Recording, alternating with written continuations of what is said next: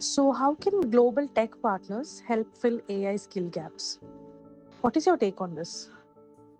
Um, I think technology and just generally what people are doing in their day-to-day jobs, we have the people within our organization certainly, that would have historically not come too close to technology. There would have been an IT team or someone in tech that would have supported them.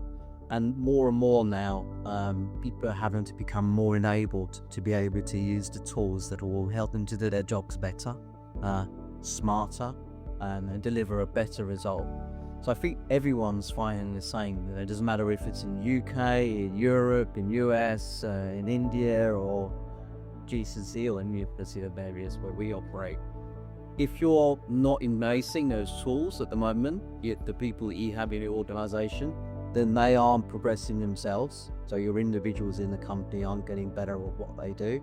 And there'll certainly be a challenge in the future, be a lag in terms of how competitive, how much value you can offer to the ecosystem you work with, your customers, or a relationship to your work as well. But there's certainly, I think, in terms of STEM skills, the development of, people that come through that gap, which is where, again, our academies that was really focused, is really, it's a strong showing now of people that are embracing and really got the understanding of how the underlying technology works. But there's still always some challenges in that area as well. You'll be very careful if you are using it in a way that makes you productive. You don't just get drawn into the bright lights and the shininess of how it might operate, how it might work. But certainly seeing a lot of productivity and gains within industry and markets and our customers, and certainly within our own business as well. Also, how can global engineering teams help businesses move beyond traditional hiring? I think hiring is becoming a very different ballgame in terms of what's happening. Certainly, one area of our business is workforce management, staffing. So we work with companies to help them to sort of find the best talent in the marketplace.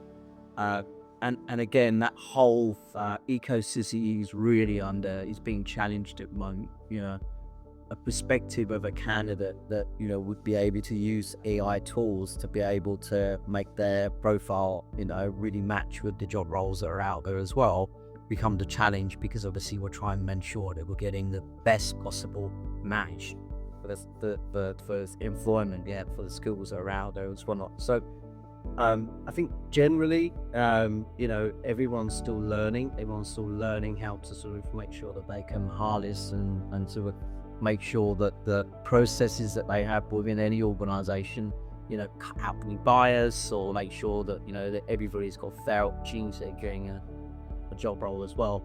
But on the other side, I think employers are finding it much more difficult to really spot the critical skills, the people that they would really want within their organization, because of course everyone has access to it and they can make their CV or they can make their profile look very much like the role that it needs to be as well. So there's a lot of investment now in that technology. We certainly are investing in that technology to make sure that there are ways of being able to sort of identify, where there might be some mismatches and fans in profiles and how they do. But equally, to make sure that there's a fair process and how that all works in the future.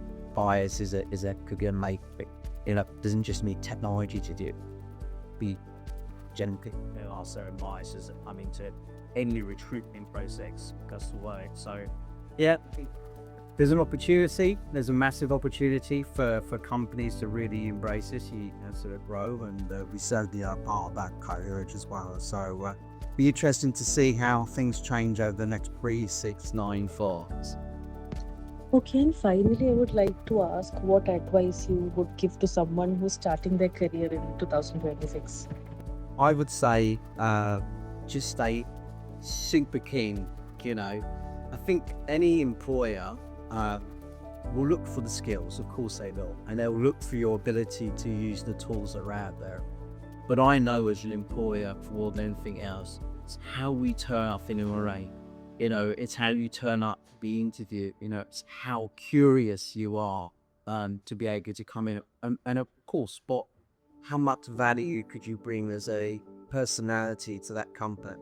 Technology is great, but it doesn't have a personality. Individuals have a personality, you know, they have drive in it. They can help create culture and really transition, you know, the look and feel of any organization. So we've really got to turn up and show who you are, what you're about, and really believe in yourself, you know, believe in yourself, because that you have the opportunity to really change your life, the lives of the people that are around you, but obviously you're part of the next generation that's going to really change the world and make things a better place.